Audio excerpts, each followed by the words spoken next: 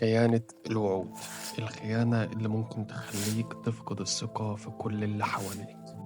لارين بطلة روايتنا اللي تعرضت لأكبر خيانة في حياتها، وهي خيانة الحب. الخيانة اللي بتوصل بيها لدرجة إنها تكون عايشة تايهة في ذكريات الماضي وفقد الأمل في المستقبل.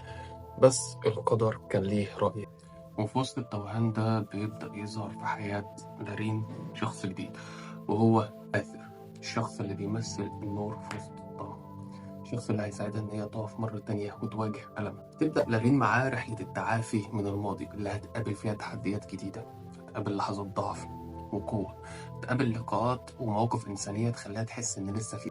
ولكن هنا بيحصل شيء يخلينا نسأل نفسنا كلنا سؤال واحد.